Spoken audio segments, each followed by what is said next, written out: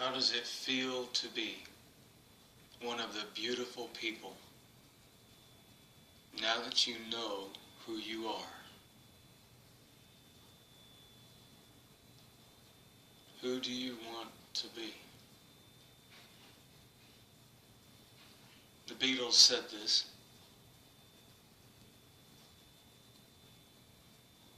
It's a beautiful song, and it's full of spiritual love and enlightenment. These geniuses called the Beatles long ago came up with it. And I was even given a similar message to this in the early 1990s.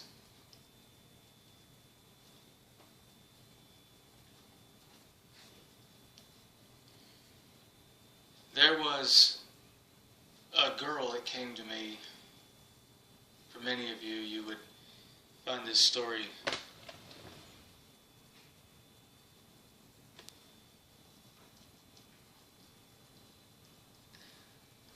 hard to believe. Harder to believe than saying that this actress was my mother.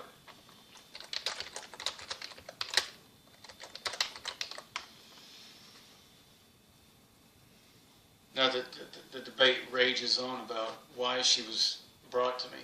It's a basic story, an account where, and every time I'm questioned about it, it's the same thing comes out every time. I don't have to think about it. I mean, I'm not lying. This happened. And it's taken a back seat since Annette passed in 2013. And she was a delightfully spiritual girl, just over 4 feet tall, very endomorphic sized girl. She was a beautiful, spirited, loving, angelic girl, very beautiful girl. I don't want to say angelic or Christ-like conscience. There was nothing Christian you could put on her. And then Lord knows, when I was 20, when I met her, I tried. With all that spiritual love and compassion, I kept trying to put Jesus on it and angels on it. And she just, because I was raised a Baptist, and she was turning it around and saying, I'm not here to add or take away from your beliefs. Those are yours. I'm telling you what I know, she says, and about our reality. And how they feel about things and what they can do. And she spoke of a technology, something like a link between this dimension and that dimension, and she said that they can put this technology on their bodies and they can turn into energy and travel into the next dimension where the dead go.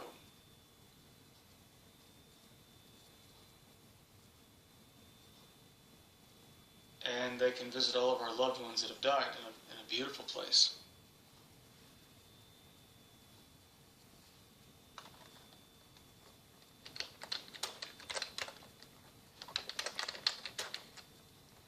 And they travel around exploring, not space, but dimensions. But this girl wasn't any ordinary girl. She was what researchers would class as an occupant from a UFO, an extraterrestrial occupant, a UFO occupant. And somehow had been abducted, captured, taken out of a craft that had been brought down by the American Air Force, and was then subsequently brought to me in my home in Texas, in which the intelligence, military intelligence, brought her to me. Now you may say, why would I get such an exclusive introduction? And I'm going to take you back to the more than 80 videos, 85 videos I've just done telling you about how Annette's my mom. She worked for the CIA. I was taken from her at birth. It's a big cover-up. The CIA fix none of their crimes. They cover them up. They will spend $1 billion to cover a crime that may cost only $1,000 to fix. And I guess you could say I got exclusive rights to this introduction out of the fact that they wanted to give me an experience. They would then chemically or electronically induce an amnesia within me so that one day it would come back around the timing of my mother's death, and it would coincide maybe a few years before or after the death of my mother, Annette Funicello. And so I'd start talking about that, and you'd all be thinking, my God, this man's out of his effing mind. You know, what, he meets aliens and says Annette's his mama, and it is all very coincidentally timed. You know, I'm talking about that in 2010, 2011. My mother dies in 2013. And of course, you end up very, very quickly slamming right into the UFO groups. You suddenly find a lot of people that are very interested. You get stalked by some wackos who want to be this being. You get a lot of these spiritual people, the Christians are the worst ones. They're wolves in sheep's clothing. Will pretend to be experiencers, UFO people, whatever, and they stalk the hell out of you. Then you get the people who you might think are CIA, who then show up and start giving you gaslighting. It's called gaslighting you. They cross-examine you, cut you apart psychologically. You know, you claim any memories or even a spiritual connection to this girl, and they want to cut that apart. They want to change you. They want to make you feel one thing, discouraged. When you look back on that experience with her, you will feel discouraged after dealing with them, and then make you walk off it. Before they can even, while they were throwing this at me over the last 5 years, since I started talking about that experience in 2010, all this time in 5 years, I've never really had time to sit down and really map out for myself exactly what the meaning of this experience really, really meant to me, and what this means in my life, and what she meant to me. And it makes it almost, it's like, what? You know, I don't have time to deal with all this dogma, and that's all it is dogma, from both intelligence officers and fanatical Christian groups, and a lot of jealous experiencers in the UFO world. They're called experiencers. Those are people that claim to have had experiences with UFOs or occupants in UFOs. Either they've been alien abductions, where they said that aliens have taken them out of their rooms and taken aboard spaceships and had medical experiments done on them, or they've made love to aliens, or they've made children with aliens, things like that.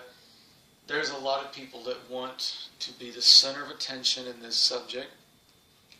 They want to be the be-all and end-all. They want to go to conferences. They want to go on TV. They want to be in the middle of it. I was just talking about it. That's all I was doing, was talking about it, sharing it, because it was something that came out of my head. And I found validations, incredibly enough, that this did happen. I was running across Air Force intelligence officers who were telling me, we can't support you publicly. We can write you through encrypted emails. You can believe it or not believe it, but we're here to tell you, your experience happened. We really did bring an ET type girl to you, a female, to you one night in late 1992. In fact, they even gave the date. It was November 22nd, 1992. And they gave me details that no one knew about. I never spoke about these details. I had notes, and they were right on the money. In other words, they were there. And I was like, well, I don't doubt it either. I mean, I get this coming out of my head and think, they're like, well, we don't understand how you're getting this back. Most people don't remember this sort of thing. But you could be right. It could be that our seniors out there want you to remember this to discredit you. so that you start talking about this and no one's going to believe Annette's your mom. He needs to be locked up in the nut house.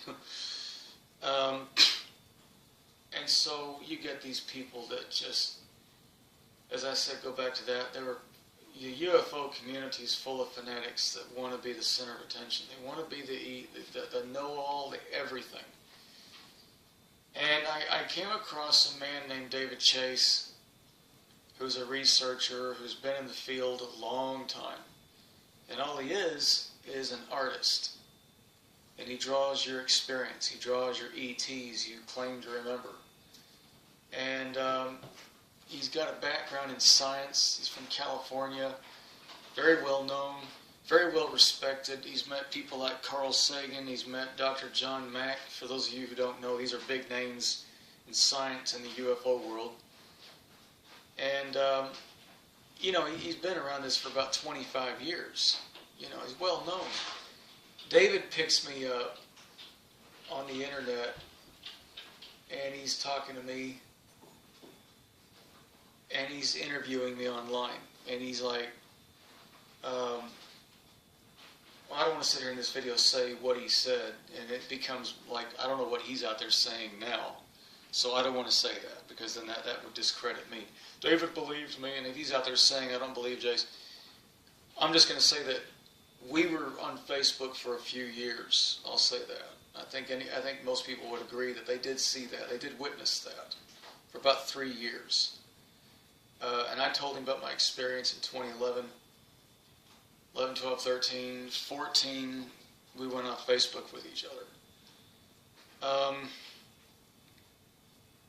I don't really know what's going on at this point. I mean, David gets me in contact with a lot of researchers in the field.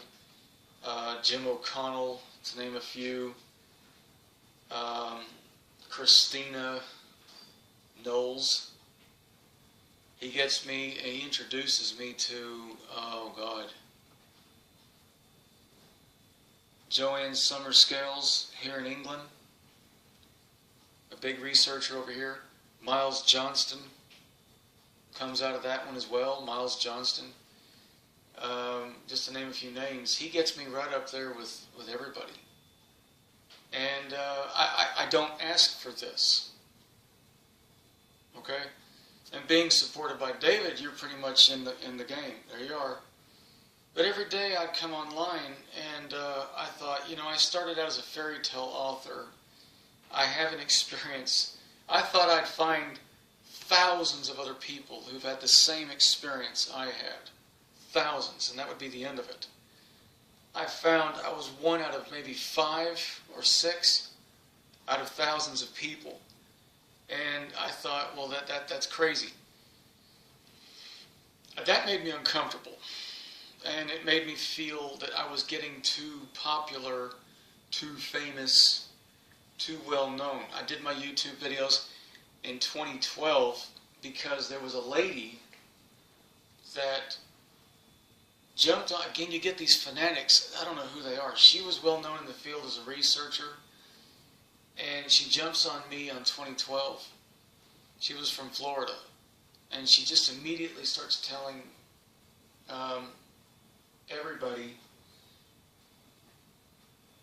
that I know Jason Moss, I know the being that he talks to or that he's connected to. And I said, I don't know you. You're not a part of what I remember from long ago, unless you're an intelligence officer. You were at the Air Force and you were there that night. You want to admit that? No, I'm not one of them. I said, well then how do you know so much? And I said, it really gets very, very convoluted. This whole psychic connection issue gets very, very, very deeply convoluted. Well, I don't doubt there's a psychic connection between people, between these beings and people. I don't doubt that they exist. I don't doubt these connections happen. It was like it ran into that area pretty dark and deeply. There is a man out there, Daryl Anka, who channels, psychically channeling. That means he sits there and meditates, and he says, an ET is speaking through him called Bashar. And hello there, and he does like this, and I'm not putting him down, he's on Facebook with me, I like the guy. And it turned into that immediately, that, well, the being you met was from Bashar's race. That may be the case. It could be that there is a telepathic civilization coinciding, living here on Earth at this time. I say could be because if I come out and say there is, it just sounds like I'm being a bit of a fantasy prone. I mean, I'd like to give you evidence. I give you infrared pictures. I give you what I can. But for the sake of the general audience that watches me, my videos are now aiming at general people. I don't want to be group-oriented. This is for you who are in the UFO crowd. I'm going to say, for the sake of argument, you don't believe this. I'm going to say that it's all nonsense to you. And I'm going to say, okay, I'm not going to argue with you. I'm not going to convince you of anything. That you're feeling whatever. I know what I remember. And I'm going to say, okay, let me say it this way. They could be here. And they could be telepathic.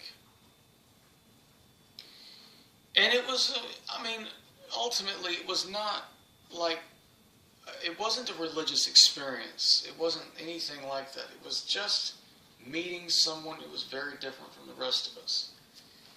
And I would describe her as very loving and very sweet and compassionate. I don't believe she held the answers to the universe. I don't believe she asked me to follow her doctrine and faith, create t-shirts with her face on them, date girls that remind me of her, and weird things like that. I don't believe that was ever... I know she talked about her spiritual faith. Well, what kind of an occupant is she, Jason? Well, if you follow this, these aliens, these extraterrestrials have come down from another planet. They've abducted women off this planet, taken their eggs out of their bodies, mixed their DNA with their eggs, and created a hybrid beings. You may think that sounds scary, but in fact, while they don't look entirely human as a consequence of this mixing, half and half, because the beings that came down are often reptilian origins, and they've got very large elliptoid eyes. Our hybrid family have come out looking human, but with large eyes, but larger skulls, 4 fingers. There's often they're drawn with 5, but she had 4. And I'm not going to budge on that. I keep getting people trying to push the 5 fingers in front of me. And that's what they look like. And I'm like, I saw 4 fingers on her. Okay? And I also remember, it's a marker memory, because I remember rubbing my pinky a lot. I became self-conscious of the fact that I had a pinky, because I felt very deeply a loving connection with her. And when I say connection, that one gets picked on by the gaslighters, the interrogators, and the jealousy people. They say, define connection. I loved her, and she loved me. It's just that simple. I love you, you love me. And maybe as a consequence of her thought projection, she had some ability to thought project. So that's not just thinking thoughts coming out of her head, it's how she feels. Everything is being projected without spoken words into my brain, and I can feel that here. So unlike where we have to watch body language and hear words, I love you, before people get the impression, okay, then there's those who say, but human beings, people can feel each other. There's oh yeah, they do. My mother Annette died, I've been feeling her around me all the time. I've even documented that many times, electronically, her spirit. So it's not necessarily you have to be her, a hybrid alien girl, extraterrestrial girl, to do that. Perhaps she has more of something about her makeup, of her genealogy, her biology, that gives her the ability to project more electrical fields than the rest of us can. Electric eels can produce up to 500 volts and kill you, one electric shock. So before you say that, how can that happen? It does happen. In nature, on Earth, it happens. Carrier pigeons can detect the magnetic field of the Earth. Okay? So it's not... And dolphins are now believed to be thought projecting, where they're able to send electrical signals from their brains to other dolphins. So in a sense, dolphins have telepathy. So it's not impossible. It's very possible. And given the size of her skull, which was a bit larger than our skulls, maybe there was like an eel. Perhaps she had a sac on her brain full of salt, and it produced a very large electric charge. And that, instead of electrocuting you, it was somehow able to project like a radio what comes out of her. So she could send you anything and make you see whatever you wanted to see. She could make herself look like a blonde girl from Baywatch TV show, when in fact she doesn't look like that. She could project things. She could project feelings. So, that said, if you follow this, go with me on this. Just bear with me. I loved her. She loved me. You know? And there have been people that have been saying she's my girlfriend. There are a lot of wackos who took it that direction. Again, everybody got a hold of my public statement on this and message and began to run with this in bizarre directions, shoving it as far as they can in that direction. I did talk a great deal about the love I feel with her. And I don't mean this in past tense, because she's still alive. How do I know that? I just feel this. Where is she? She's around. Of the many hundreds of UFO pictures I've taken in my area, my neighborhood, it's a safe bet she's there. She's in one of those vehicles. Again, that sounds a little crazy, Jason, but that's all I can say. I have to put it out there as is, okay? But again, in the UFO community, you get a lot of these real serious nutballs, and I got uncomfortable that this was going into some celebrityness with me. I did get interviewed on ITV4, Channel 4, but the interview was edited down from 20 minutes to about 3 seconds. So, I don't care. I'm glad. I was glad.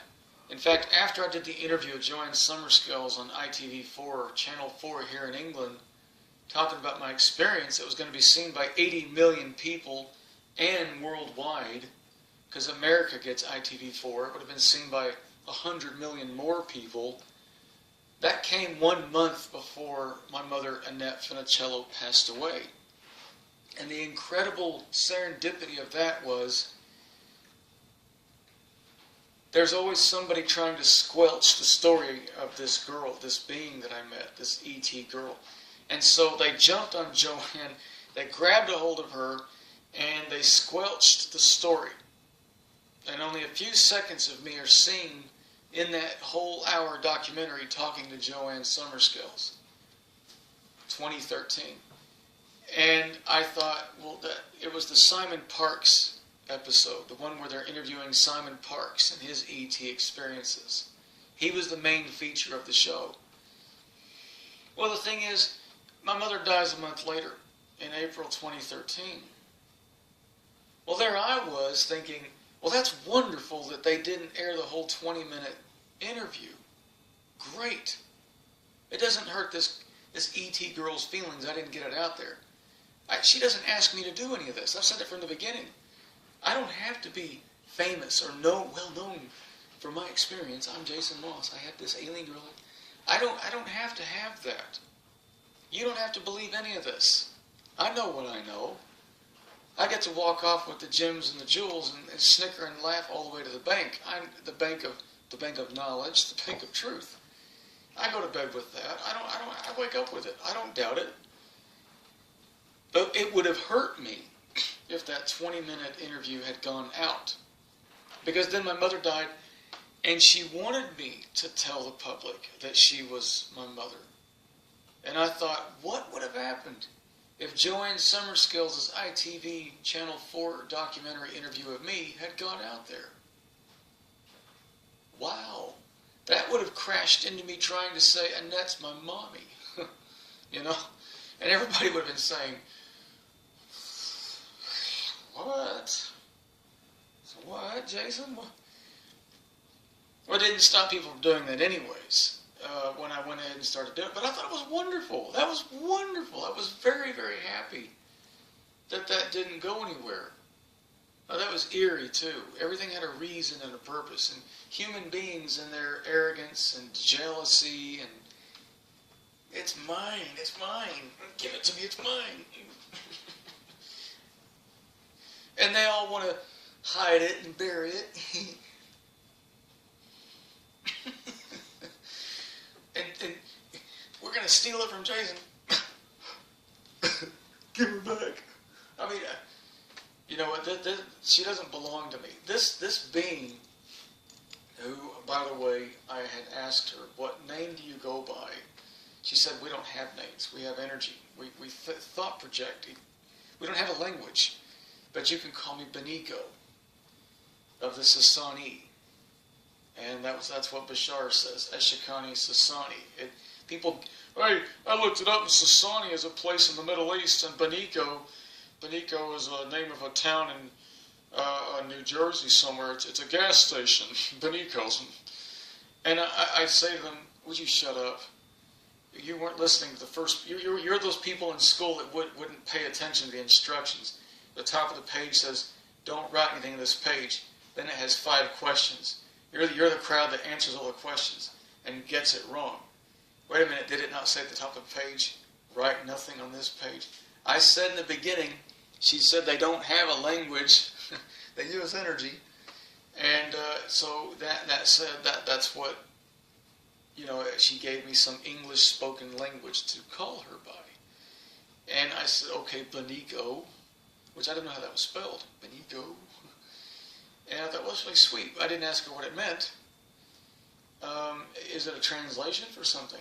Or is it just a last name, first name? Is it a designation? Is it a ship designation? Is it, maybe they're all called Beniico. Maybe women are called Beniicos. Maybe there's Bashar. She pumped my head full of information about everything. And it was about the abduction program, how they don't support these beings abducting people, but they don't make apologies for their existence. They say, well, here we are. That they feel a part of Earth. One day they'll reveal themselves to everybody on Earth. And they'll work with mankind for a while, for a few centuries, until this human race gets on its feet. And then leave. And it doesn't matter, because we'll have the technology to go and visit them out there, 39, 40 light years away. But when they do make the contact, eventually, it's not going to be like they're going to be giving the human race technology they never had before. Well, by the time they do make that contact, the human race is going to be saying, you had some good stuff, but we have stuff better than you. She told me that in the future that she could see the future, and she said when that contact does happen, it's not as if everyone's going to be going, thank you for all that advanced technology. It won't be like that. It's going to be like the human race is going to be saying, well, we got stuff even better than you, faster than you, smarter than you. There's a lot of what they're flying around in is ancient, derelict craft that have never been repaired. That's why they keep crashing. So anyways, the most important thing about the contact, she said, is getting to know them. It's not gadgets and devices and gizmos. It's getting to know her, getting to know them. And that's the real meat and potatoes of the contact. And she belongs to everybody. And I would describe her as something like a gypsy. She was like a little gypsy running around. There have been contentious issues in my memory about what she looked like. I don't know why at times I saw black hair, I saw blonde hair, black hair, dark eyes, blonde hair, blue eyes. Okay? I think the reason for this confusion was she was projecting, at the time we met, At times, she was projecting to me black hair, black eyes, but the eyes were still large. She saw something in me that had in it. She wanted to look attractive to me, is what I gathered. So she was trying to make herself look a certain way. And I remember thinking in my mind, just be you. Let me see what you look like. So then I would see blonde hair, blue eyes. So I think that clears that up. The discrepancy of what she looked like, I'm not getting that right because she kept trying to. They don't put on makeup. When you can project what you want to look like to your object of your affection, you can look like anything. She could have stood there looking like Hillary Clinton. She could have looked like anybody. I don't know. Liza Minnelli. She could have looked like my mother, Annette Funicello, standing there. She could have looked like anybody. She could have looked like a 4-foot-tall Minnie Mouse. Whatever was going to be, I would give, oh, that's beautiful. I connect. She wanted to connect to me as the love, yes. Is she a girlfriend? Well, let me just clear that up just for a minute. The love is always there between us. But no, we're not going to go off and get married. I find that quite absurd. I find that's really going into the realm of the ridiculous. That's just, if you were there on the road with me that day when they brought her to me, if you were there, she was in their custody, she got out of this van. At first, I went into shock. Cold, dead shock. And my legs went weak. I thought I was going to pass out. It looked like a walking Muppet. At first thought was, oh wow, how did they do that? How did they get that puppet to walk like that? And then I realized when she looked at me with those eyes and those long arms and thin legs and started walking to me, that I'm looking at a real living being. And it was hard at first. So if you saw me standing there next to her, you'd be shocked. You'd be go, shit, Jesus, shit. You wouldn't be thinking these silly, ridiculous thoughts. They're going to get married, have a honeymoon. You'd be thinking, golly damn, fuck, this is real, this is real, this is real. That all this we've ever heard about this stuff is real. You wouldn't be sitting in the sublime and the ridiculous and these childish idiots on Facebook. The love is there. We love each other. We helped each other through that difficult experience. We did communicate and talk prior to them taking her to me. And no, her captors didn't know that she got to me before that. And how we contacted and talked is a subject for the other videos. But she managed to get to me and talk to me in ways that I discussed before. And she said that they're bringing me to you. And it was like, okay. And at first I thought it was a prank call. It was a telephone call, but it wasn't like she was sitting on the phone doing this. Later research has uncovered that I think that incredibly she was somehow projecting her mind through telephone lines on the base they had her in. And she said, I'm not going to let them use me this way to scare people. That's not what we're about. We're not here to scare and frighten your race or this planet. They had a lot of admiration for the human race. Even when I was putting it down on the phone, she was saying, don't put them down. They've gone through many rises and falls and overcome them over and over again, and we admire that. She said in many ways we're an adolescent race because we're new. The human race has more than 100,000 years of history. You may not have our intellect, but you have emotional genius. She described the human race as having emotional genius at this point, beaming with emotional genius. They just needed to use that emotional genius to fix their own problems. And if anything, she put me up to that mission, to reveal her presence and what they're all about. But more importantly, her message was how you, the human race, can use your own internal emotional genius to fix the problems on Earth. There it is in one sentence. Done. You don't need 40 books from no offense, from the Dalai Lama. You don't need masses of bulks of ass-crunching Facebook quotes trying to describe psychologically in the most clever and inventive and creative way how to say one simple thing. Her message was simple. It was, I'm here to help you, your civilization, get in touch with your emotional genius to fix your own problems. That's it. So it was not about, I've got technology that outmatches you, I'm an ET hybrid being. There's too much childish fascination with what they look like and not what they're here to say to us. I've noticed my colleagues on Facebook are far too involved in drawing pictures and not actually dealing with the message.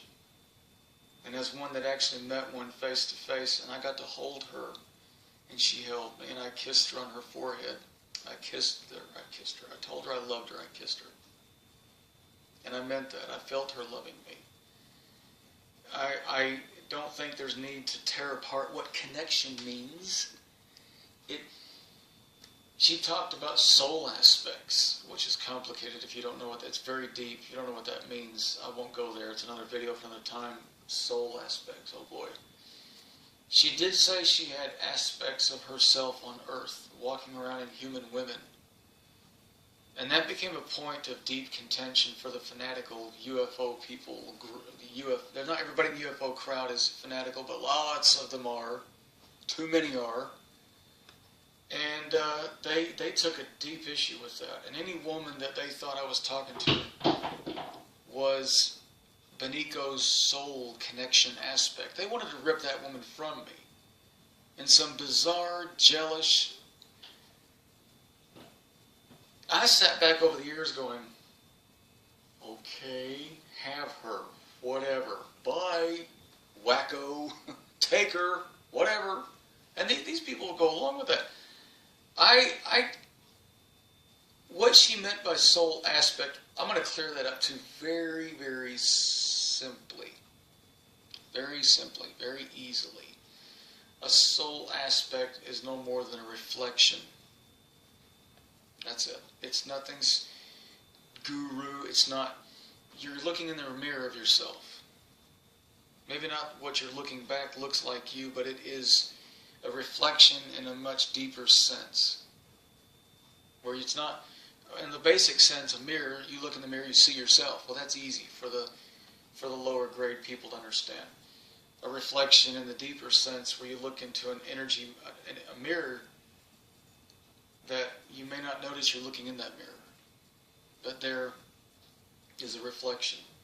Now, I don't know, it may simply be because they've interacted with her on a ship encounter. Perhaps they've connected in some way. I'm her aspect too. I'm like, what, am I going to date myself? You're going to take me from me? You're going to block me from myself? Tell me what's Jason doing? Yeah. Tell me some more gossip. Shh, don't. He's listening. What was that? What? You trying to take me from me? But this is my aspect. I'm her aspect. You gonna take me from my aspect? You gonna take me from me? Do you think I'm gonna marry myself? You. Come here. I love you, man. I love you too. It gets really bizarre, and there was too much obsessive compulsiveness on that point. Everybody was jealous. Everybody wanted to take Beniico from me. Everybody wanted to rob the story from me. There were a lot of crazy people that said they were her in the flesh and blood, that dressed up like her, went on Facebook, put on some makeup. There was a woman in Texas by the name of Nora, without giving a last name, who ran around claiming to be my girlfriend. And she dressed up like her, put on black makeup, a black trash bag, foil antenna sticking out of her head, it was just insane. This is really bizarre. Everybody was really crazy. And then I still get asked about this. If I put some passage out there, I I put something out there about her. Now, Beniico described our connection as permanent. Energy it's permanent. It cannot be broken. Live with it. That's how it is. We're one continuous line. We are one in the same. We're one. Okay, you deal with her, dealing with me. You deal with me, you're dealing with her. Done. Okay? And maybe people would have liked to hear that from a nice, pretty little cute girl sitting here from the UFO community. Hi, I'm Darla, and this is... Woohoo! I'm connected to an ET being, and I'm Beniico's aspect. Hello. Or I'm a long, black-haired Filipino girl who's got an obsessive, compulsive need to always be right, who's mentally ill, and obviously off center in the head, and I think works for the CIA. There's a lot of evidence that one does. A lot of evidence that she does. I have nothing against the girl. I care about her. I've got to know that. I'm talking about somebody here that I met online, and oh geez, that was an experience. Yeah, you deal with people with psychological backgrounds, psychology training. I think they get lost in their own dogma, their own shit in their heads, and everything is an argument of perception.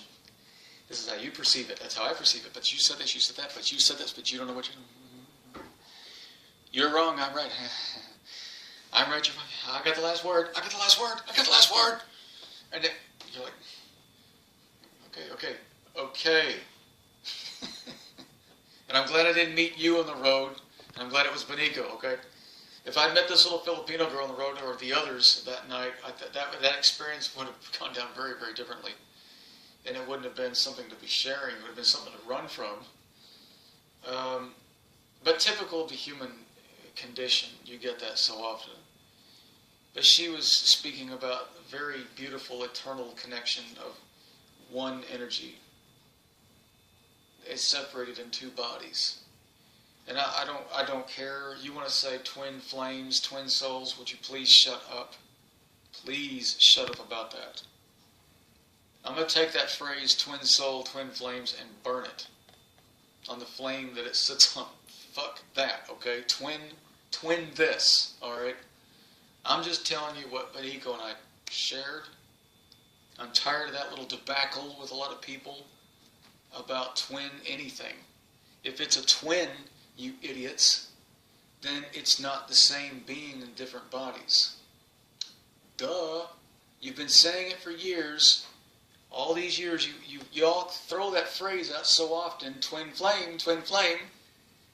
You know, when you say, well, what she described, our connection, our energy, our soul was connected as one. It's very beautiful. In other words, we're one being in two different bodies. You mean a twin flame?